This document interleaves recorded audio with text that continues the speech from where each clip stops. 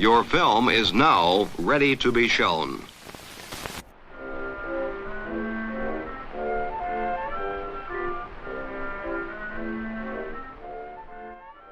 Good morning. I'm Justin Hendricks, editor of Tech Policy Press, a nonprofit media and community venture intended to provoke new ideas, debate, and discussion at the intersection of technology and democracy. Part of the exciting thing here is we get continually surprised by the creative power of all of society. I think that word surprise, though, it's both exhilarating as well as terrifying to people. Sure. I think people should be happy that we're a little bit scared of this. I think people should be You're happy. A little bit scared. A little bit, yeah, You of course. personally. I think if I said I were not, you should either not trust me or be very unhappy I'm in this job. That was the voice of Sam Altman, the CEO of OpenAI, from an interview last month with ABC News business correspondent Rebecca Jarvis. In today's episode, we're going to dig into the nature of his message, that people should be happy that the creators of models such as GPT-4 are a little bit scared of what they've unleashed into the world. I'm joined by a columnist and author who's spent the last few years thinking about a past era of automation, a process that yielded him a valuable perspective when considering this moment in time. I am Brian Merchant, the tech columnist at the LA Times. Brian, you are the author of one book, The One Device, The Secret History of the iPhone, and the forthcoming Blood in the Machine, The Origins of the Rebellion Against Big Tech, which I understand is to come out this fall. Can you give my listeners just a preview of what that is? Perhaps we'll have you back on to talk about the book.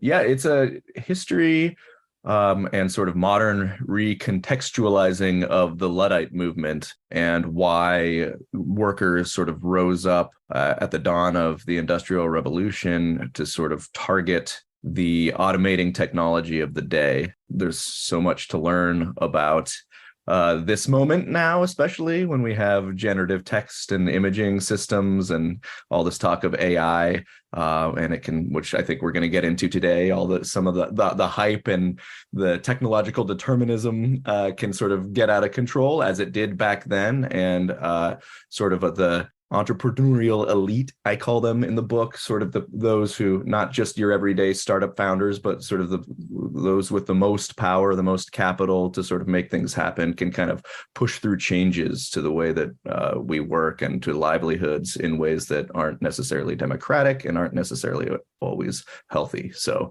it's coming out in September, and it explores a lot of what have turned out to be rather pertinent themes, I think. I've been writing the book for 5 years, so now that it's coming out this year, it's kind of like, well, it's a good time to talk about some of this stuff. Well, perhaps that does double duty, both gives us a preview of what to look forward to in the book, but also may explain a little bit of your perspective on some of the goings-on in Silicon Valley at the moment. I reached out because you wrote this column, Afraid of AI, the startups selling it want you to be. And I appreciate the fact that you kind of look a little bit what's essentially kind of doublespeak from these companies. Can you explain the premise of the column? Yeah. So it's been a few months now since OpenAI especially, and sort of the other AI and text image generators have sort of kind of risen to prominence and have kind of commanded the spotlight. And I sort of notice this theme. A lot of people have noticed this theme that's sort of omnipresent, which is that, these AIs are poised to sort of remake society in ways great and small. And not only that, but there has this real apocalyptic dimension to it, that it's so powerful that we have to, scramble to grapple with it in every capacity. The founder of OpenAI and the CEO, Sam Altman, is out there saying that, he's a little bit afraid of his own technology, but then at the same time he's comfortable, offering enterprises and individuals and one of the biggest tech monopolies in history the full access to it for a price, right? The $10 billion Microsoft deal that he's infused ChatGPT onto Bing. There's all kinds of different sort of services and offerings that enterprises and personal individual users can do from premium on up. It started to seem a little bit less like, oh, we're dealing with a social problem here, and more like we've cultivated an air where there is a clear business imperative, right? Where if you don't get on board with this sort of AI, phenomenon, then you stand to lose out. So it became very clear because this is, it seems new because the technology is new. It is new. The technology is new. It does new and cool things. But in a historical context, you can look back time and again and see when there's sort of an automation frenzy, an automation craze. And this is ultimately sort of what the business use case is, right? It's going to let you automate marketing emails. It's going to let you automate copywriting. It's going to let you automate a bunch of stuff that businesses want to do to cut down on labor costs, that people might want to do to cut down on labor costs. But in the past, you've had these big sort of computerization booms, mechanization booms, automation booms, and it's often fueled by this kind of fear. The robots are coming to take your jobs. Automation is coming. Congress had big hearings on the rise of automation, over 50 years ago, and it was the same kind of thing. And this has the same effect. It spurs businesses to want to adopt the technology, whether or not they know it works, whether or not there's a great use case for it. It's a great sort of business to business enterprise driver. So it can convince a lot of sort of the middle management layer to get on board with this. And that started to seem to me, again, as you said up top, I don't know whether it's conscious fully or not. I think there's a great sort of investigative profile to be done around some of these conversations that might have been having. I don't know if anyone's inside of OpenAI may be uncomfortable with some of the things that are being said internally, or if you can paint a picture of where this started to become strategic, more like, oh, what have we created? Have we created Frankenstein's monster? Or maybe it's like, well, what if we start things out as a nonprofit and we start building this up quietly, piece by piece, as OpenAI did. And then, when we are ready to start selling it, we have all of this credibility and authority. Again, these are questions I can't quite answer, but I do, as I say in the piece, it has worked out that way, right? Now they stand at this position of great credibility and authority with all things AI. They look like experts, not just business people, which they very much are. So they are able to sort of command and steer the conversation in ways that they otherwise would not be able to.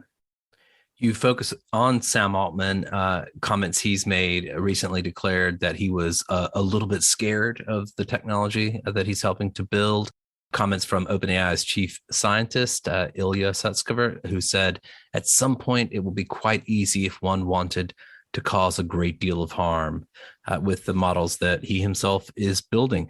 There's a little bit of a kind of, dark side kind of mentality with this, almost like a feeling like, you don't want to kind of touch the dark side, the power of the dark side, but really maybe you do.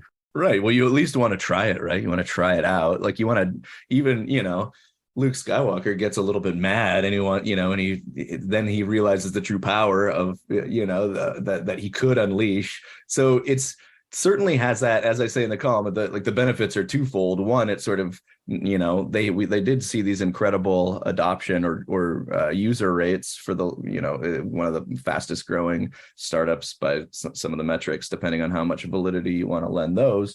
But there's no denying the fact that they generated a huge amount of interest in this. And yeah, it's part of it is driven by that sort of scary ethos. Like, yeah, it's scary. Could this change the world? Who doesn't want to try the thing that can change the world, even if it's, or maybe especially if it's powerful and potentially bad.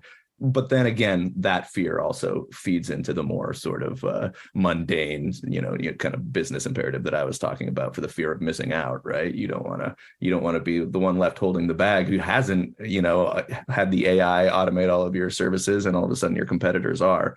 So yeah, and I do think, at this point, they have to be aware of what they're doing to some extent. And they understand, at least there's a bit of a feedback loop, right? Like, oh, we make this apocalyptic pronouncement and then we get another news cycle and then we're on 60 Minutes and then, oh, okay.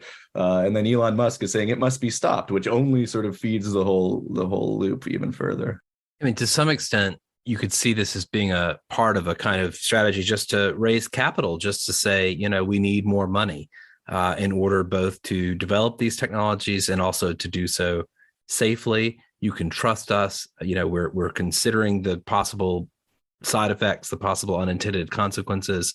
And if we have an appropriate amount of capital in the bank, we will steward these technologies forward in a socially conscious way. Right. Yeah. No, they could make that claim. I think that's at this point where you and I, sort of people who are critiquing or trying to analyze what's going on, aren't the ones that aren't the target audience, the target audience for this apocalypticism. I think that that's kind of a bad argument, because it's asking us to trust them to be those stewards, right at also the moment where not only do they have more deals in the cooker, more capital from things like the Microsoft deal, more ability and capacity to earn even more, but they're taking all these things private now. ChatGPT-4 is suddenly too scary to be seen by public eyes, where it could be, all these incredible harms could be done with it. You could still use it, for $20 a month or whatever, but you can't see what's actually going on anymore. So as OpenAI is kind of retreating from its sort of mission of being open and democratic, it's sort of doubling down on this, but we still get to be the stewards, trust us to be the stewards. So yeah, if it's what you're saying, to try to get another round of capital, which I'm sure they could at this point, everybody wants a piece of them, but also, yeah, who knows what other sort of deals like the Microsoft deal are being structured right now, and where they're being courted or seeking to infuse the technology into for sort of those higher margin rates.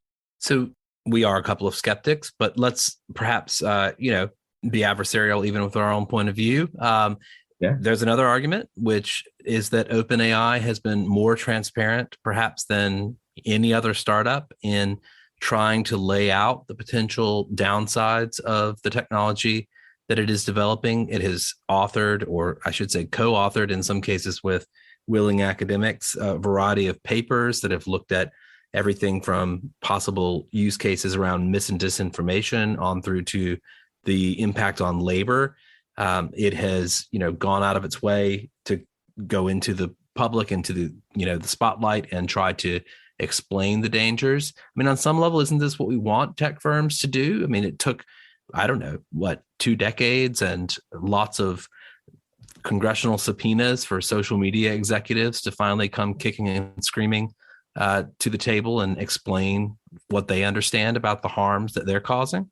Yeah. I mean, I think all that is true, again, up until a point where I think, even some of the folks, even Elon Musk was, or at least if he didn't get a heads up beforehand, even he feigned surprise on social media that all of a sudden this thing that was founded as a nonprofit had, it restructured in, I think, 2019 to become a capped corporation where, the amount of revenue it can earn, it has some still quite high cap. But, I do think that to some extent what you're saying, like it should get credit.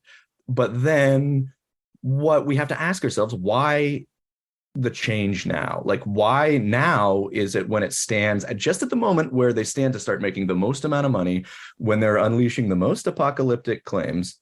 Why now is it all becoming proprietary and it's no longer about democratizing AI? And now it's about sort of being the safe stewards in the citadel, the only ones who can do it, the only ones who can also sort of profit from it the most. So I do think that maybe it's an improvement. We certainly have a use case. I don't even know if the avenue would have been open to OpenAI to do what, say, Facebook did, where they don't enjoy that level of blind trust, where it's like, oh, here's a war chest of venture capital, just do what you want with it. I think people have all sort of kind of wised up a little bit, even if the actual safeguards in place are still somewhat lacking, to make an understatement. But yeah, I mean, it would have been, I think they're carefully managing the perception of how this is rolled out as much as they are, being safeguards. I don't want to say that none of these folks working at OpenAI are sort of, necessarily acting maliciously. I do think at this point there is the potential that they are acting recklessly. Again, the prospect of making a huge amount of money is an insanely motivating and distorting factor. Once that's in the water, it's hard for different incentives to not start, kicking in and rolling further down the way. So yeah, I remain, if indeed this technology is as powerful as they say it is, I'm also skeptical, intensely skeptical that it is. But if it is, then why does it have to be a for-profit corporation at all? Why do we have to move into this? Why does it have to be an enterprise? Sam Altman would say, because that's just sort of his political ideology. I think that the market is the best place to sort of unleash these things. I think that if we're making the comparison again to social media in the last 10 years, that's been a poor environment, I think, to test out from all these different use cases and sort of phenomena that take root there, from disinformation, from the toxicity to the exposure to harassment, all these other things. So I think that maybe having a few years to safeguard a transformative new technology maybe sounds good, but if it really is as transformative as they're saying, it should probably be a lot more. It should still be open. It should not have just suddenly switched into a $10 billion deal with Microsoft mode. Again, I'm going to be more skeptical than most, but I'm taking what their claims are at face value. And if they think this thing is so dangerous, then yeah, sure, maybe introduce it into the public in some small areas, maybe let academia play with it some more, maybe you could have a controlled rollout. But now all of a sudden it's like, we're a research institution, now it's on Bing, where everybody with a web connection can access it. That seems like a huge leap, and it's still uncontrolled, which all the potential harms still stand to be unleashed that were unleashed with Facebook at all. That's part of the issue, isn't it? That Silicon Valley is all about sort of universal application, right? We want to create technologies that can change not just one sector or one market, but change the world, change the way we interact with information, the way we interact with each other, the way we interact with government, the way we interact with commerce. And, that seems to be very much the promise here.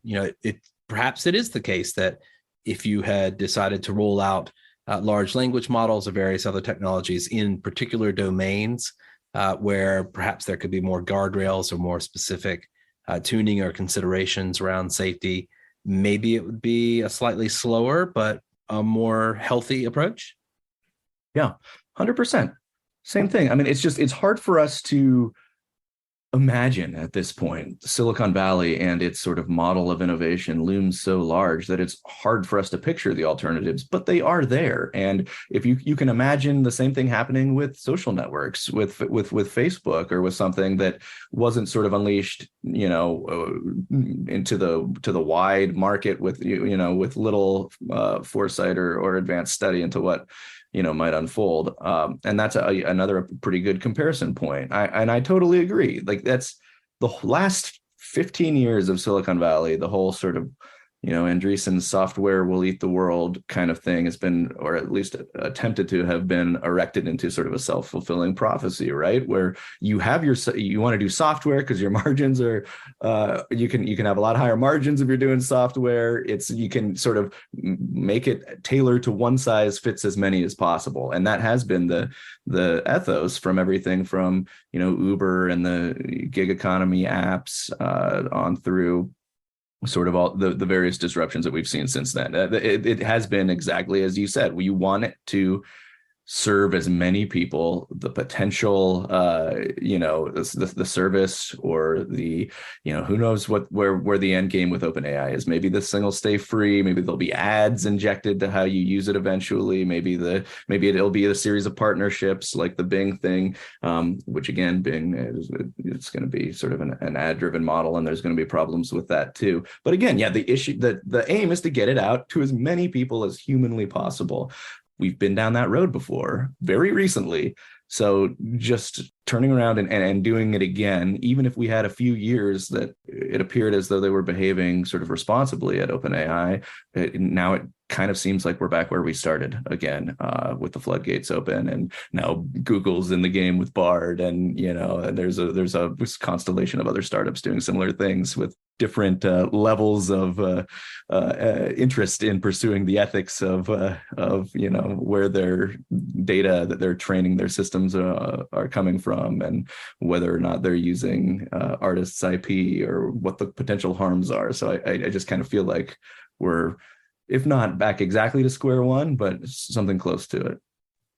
Another argument that you hear from some technology leaders is, despite the potential harms, it's worth it. Whatever short-term pain we may propagate onto the world with these systems is worth it in the long run. And Sam Altman himself has said these things, that abundance is right around the corner, that near-term super intelligent AIs will solve fusion, they'll solve poverty, they'll solve, our problems feeding the Earth's billions. All of that is going to be made possible by these systems. And so whatever disruption they may bring in the near term is offset by the long-term benefits. There's no way of saying definitively that it will not, but I will say that there's people like to go back 100 years and look at Keynes, his prediction that if current trends hold with, the technological development, then we're headed right for a leisure society where people will struggle to find 15 hours of work a week. I think he wrote that, 19, well, don't quote me on that. It's about 100 years ago when he wrote that. Obviously that has not borne out. 100 years before that, when at sort of the advent of the factory system, you had some of the first business theorists. There's a guy named Andrew who was maybe sort of the first business futurist. I write about him in my book too, and he sees the first sort of major factory operations sort of rising to prominence, and he says, it's only a matter of time before these things are totally automated. They will be functioning like an automaton, all linked together, sort of producing endless goods. And so whenever there is sort of a new technology that stands to make a class of producers a lot of money, you will find these predictions that abundance and prosperity is right around the corner. And one thing that I look at in my book about the Luddites is that, we were producing a lot more stuff after the Luddites sort of lost their battle against automating technologies, but they were also battling changes in the way that they lived and worked. They weren't battling the technologies of production necessarily. They were battling sort of the onset of the factory system. Economists love to say, like, well, we all became more prosperous afterwards. After the Industrial Revolution, we're producing many more goods. Like, the cost of things dramatically fell, and eventually it led to prosperity. In some regards, that's true. There's also decades where there were child laborers getting crushed by machinery with no protections for a long time. And it forever changed the way that we work. Even if you're not in a factory, even if you're sort of working in an office, or even if you're working remotely, you are still working at the whims of that system that was forged then, in which you are subservient to a manager, your manager is subservient to somewhere else. Factory-like organization has sort of governed how we work. If that is, if we are looking at a potential, change in technology that stands to sort of restructure, those social relations, I think that, we want to have those conversations, now. We don't want to wait, and we don't want to say, oh yeah, no, well, I trust you to deliver abundance to us. I trust you to sort of, because in these periods where there is a new technology that is taking shape, there is a lot of malleability. There's a lot of opportunity for the people deploying those technologies to sort of shape those social structures, and we have to be really conscious of that right now. So I would just say, we've heard these predictions before. They never quite come true. We may sort of raise our standard of living in certain regards, but if you're at home listening to this podcast and you're on your commute, you're a little bit stressed because you're burdened by work in much the same way that somebody was 100 years ago, I would be very wary of the latest round of people saying this technology is going to finally do it. This is the one that's going to solve it all. One of the things that you have focused on is the labor underneath these tech firms, the often low-paid individuals who are focused on rating the outputs of these systems, who are focused on building data sets that are used to drive classifiers that are necessary. What do you make of the kind of current situation? We know even from other reporting, I'm thinking of Times, Billy Perigo in particular, who looked at how low-cost, low-skilled workers were employed in a consultancy in Africa to train classifiers for OpenAI, often at less than $2 an hour. You've chronicled raiders, who serve the kind of Google search engine, essentially often making, almost minimum wage as well here in the United States. Yep. And that's another good use of a technology like this, or an automated technology, is that technology that promises to sort of do a task or accomplish it completely, mechanistically or automatically is almost never entirely the case. I mean, you can think of it as sort of an intense de-skilling, perhaps, but behind all of these searches, even your mundane Google searches, I kind of stumbled into that story because I was looking at these raiders who had been, working for Google, or for a contractor that works exclusively with Google, to sort of rate the search, regular Google search results. And he mentioned to me in our interview that he's like, a few months ago, these really sort of wild sort of results started coming down the pike, and it became pretty clear pretty quickly that it was the new Bard results that he was testing out. So there's a lot there, that he's also making sure he has at various points in his career done content moderation to make sure that the search engine sort of deprioritizes horrific results and make sure that nobody sees them. And there's starting to be some of that with Bard as well, because these AI, they've been fine-tuned to some extent, but they're still producing quote unquote hallucinations. They're still pumping out a lot of weird stuff.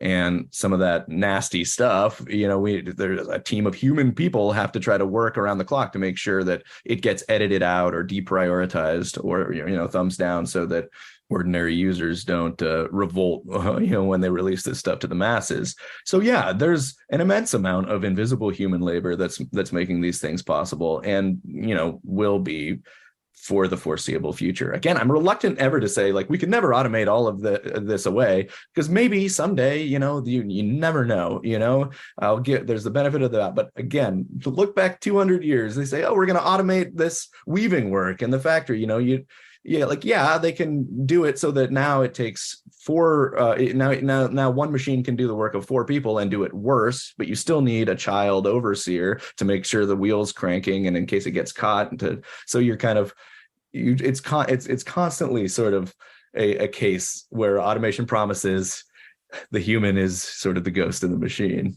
You invoke Timnit Gebru, who said one of the biggest harms of large language models is caused by claiming that LLMs have human competitive intelligence.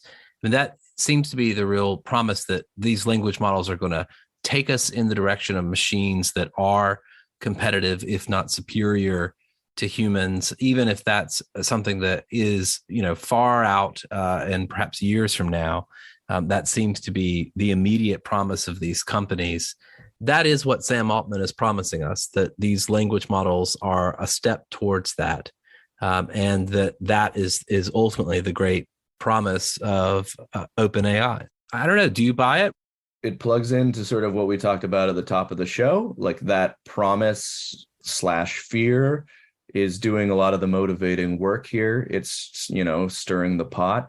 I think that there are at least a large number of these founders and domain experts that are true believers. I have no doubt about that. I will circle back to the same thing I said about the previous promises of full automation. To me, I think the AGI is at least, so look, 10 years from now, we might come back here and there might be a much more convincing, much more capable software program that can do a lot of things with less of our prompting, less of our prompt engineering or whatever. It's going to be a similar variation on what's here now, sort of confined by the guardrails, that we give it. We have, and maybe this is a good note to end things on, is that so much of the conversation involves sort of sacrificing human capacity or agency to these machines. It's what happens when it finally outruns us and exceeds us. And the important thing to underline is it never has to. We are human beings that are completely capable of establishing guardrails, parameters, socially. How do we want this thing to interact with our society? We can answer those questions. It may be at this point may be difficult because there's so many different companies and actors, but it's not impossible. Throughout history, we have come together and made decisions about how we want a technology, powerful as it may be, to coexist with our societies. We have a host of options. To the 6-month pause, even a lot of people thought it was silly. A lot of people, kind of, there's backlash to the call from Musk and Marcus and Wozniak, but that's on the table now. Just pausing this technology. There are real stakeholders in that, and if the government or whoever else wanted to speak up for that, that is an option. We can do that. We can say, let's pause this for 6 months. There's no need to sort of hand over our agency and say, well, this thing is looming, let the companies do whatever they want. It's all just going to kind of wind up with some sort of Skynet or another. Again, not the case. We have lots of opportunities for input. We can restrict. We can say no. We can say press pause. We can steer the course. We are the agents here, not the machines. It's still a text generator. It's still an image generator. It may be a very complex and very powerful one. It's still subject to our whims, not the other way around. Brian Merchant, author of the forthcoming Blood in the Machine, The Origins of the Rebellion Against Big Tech. I hope you'll come back and tell us about the book when it comes out. Yeah, I'd love to. Thank you very much.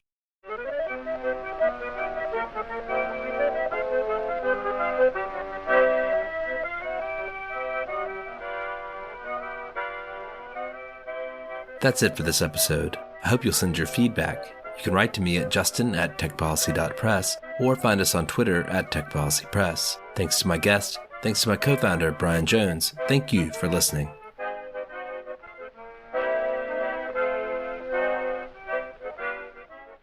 Tech Policy Press.